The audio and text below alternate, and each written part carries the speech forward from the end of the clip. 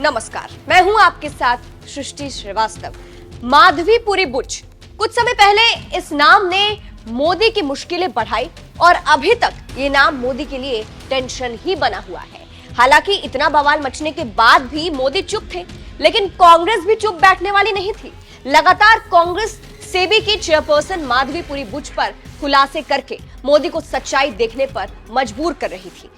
और अब खबरें हैं कि मोदी ने माधवीपुरी बुच पर एक्शन लिया है। चलिए आपको भी बताते हैं पूरी खबर के बारे में। दरअसल सारा मामला तब शुरू हुआ था जब हिंडनबर्ग की रिपोर्ट में माधवी बुच और उनके पति पर बड़े आरोप लगे थे। दावा किया गया था कि अडानी घोटाले में इन दोनों का हाथ है। इसके बाद से कांग्रेस इस मामले में लगातार खुलासे कर रही थी। इसी बीच खबरें हैं कि एक एक्शन माधवी बुच पर लिया गया है। मीडिया से बात नहीं कर पाएंगे माधवी बुच।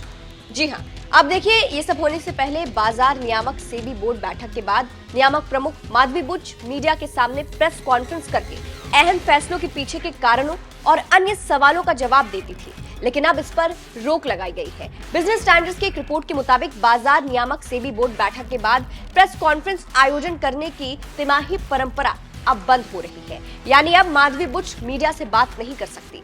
हालांकि इसकी कोई पुष्टि नहीं है, हम इसकी पुष्टि नहीं करते हैं, लेकिन ये खबरें इस वक्त जोरों शोरों से वायरल हो रही है। इसके अलावा ये भी गौर करने वाली बात है कि जब से माधवी बुच पर आरोप लगा है, तब से वो सार्वजनिक कार्यक्रमों में शामिल तो हुई है, लेकिन मीडिया से दूरी बनाकर रख रही है। ऐसे में कहा जा रहा है, सवाल है कि इतना बवाल मचने के बाद और कांग्रेस के सवाल उठाने के बाद क्या मोदी ने एक्शन लेते हुए माधवी बुच को मीडिया से दूर रहने का आदेश दिया है? क्योंकि देखिए, सेबी सरकार के अंदर आती है और सरकार मोदी की है। ऐसे में इसलिए कहा जा रहा है कि कांग्रेस के सवाल उठाने के बाद कांग्रेस के कहने पर माधवी बुच को मोदी ने मीडिया से दूर रहने को कहा है और यही एक्शन लिया गया है, क्योंकि मीडिया से दूर रखकर एक हक तो माधवी बुच का चला ही गया है। कांग्रेस ने उठाए थे सवाल। बता दें, कांग्रेस नेता पवन खेड़ा लगातार माधवी बुच पर पिछले महीने से खुलासे कर रहे हैं। सबसे पहले तो पवन खेड़ा ने दावा किया था कि माधवी बुच एक जगह से नहीं बल्कि दो जगह से सैलरी लेती रही है। पवन खेड़ा ने इसमें मोदी की भी भूमिका बताई थी। वो बयान आपको सुनाएंगे, लेकिन उससे पहले आपको बता दें, हिंडनबर्ग की रिसर्च से सवाल मोदी सरकार पर उठ रहे थे।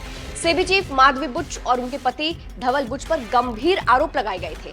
हिंडनबर्ग रिसर्च ने सबूतों के साथ ये बताया था कि अडानी घोटाले में धवल बुच का हाथ है। इस रिसर्च ने मोदी की नींद तक उड़ा दी थी फिलहाल, और अब कहा जा रहा है कि माधवी बुच को मीडिया से दूर रहने के लिए कहकर एक्शन लिया गया है।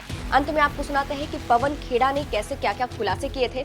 इस खबर पर आपकी क्या राय है, कमेंट करके जरूर बताइएगा। नमस्कार। इससे कहीं भयानक भूमिका सेबी की चेयरपर्सन की मैं आपको बताना चाहूंगा। सबसे पहले मैं अपने साथियों को बोलूंगा, अगली स्लाइड पर आए। यह पहली इरेगुलरिटी, यह पहला गैर कानूनी काम आप सब तनख्वाह लेते हैं, मुझे लगता है एक ही जगह से लेते होंगे। अगर आप अपनी चैनल से, आप टाइम्स नाउ में, अगर आप टाइम्स नाउ से सैलरी लेते हैं तो हिंदुस्तान टाइम्स से तो नहीं लेते होंगे। साथ साथ कांग्रेस पार्टी से तो बिल्कुल नहीं लेते हैं, हम जानते हैं नहीं लेते। लेकिन सेबी की चेयरपर्सन जब वो मेंबर थी, होल टाइम मेंबर थी, 2017 से 2024 के बीच में रेगुलर इनकम आईसीआईसीआई बैंक से ले रही थी 16 करोड़ 80 लाख, और इसको 3 अलग अलग भागों में हमने आपको दिखाया कि तनख्वाह ले रही थी। आप सेबी की होल टाइम मेंबर हैं, आप आईसीआईसीआई से तनख्वाह क्यों ले रही थी, हम ये जानना चाहते हैं। आईसीआईसीआई प्रूडेंशियल से ले रही थी, तो बैंक से ले रही हैं, प्रूडेंशियल से ले रही हैं, और ईसॉप आप सब समझते हैं, ईसॉप, और ईसॉप पे जो टीडीएस था वो भी आईसीआईसीआई ही दे रहा था। आईसीआईसीआई बैंक एक महत्वपूर्ण बैंक, सेबी की चेयरपर्सन एक महत्वपूर्ण रेगुलेटरी बॉडी की सबसे ऊंचे पद पर बैठी व्यक्ति, अधिकारी, तनख्वाह ले रही हैं एक और जगह से। Next slide. ये सीधे सीधे सेक्शन 54, सेक्शन 54 ऑफ सेबी, जो एम्प्लॉइज सर्विस रेगुलेशन 2001, मैं इसका एनेक्सर आपको दिखाऊंगा, उसका वायलेशन है। सीधे सीधे ऑफिस ऑफ प्रॉफिट का मामला है।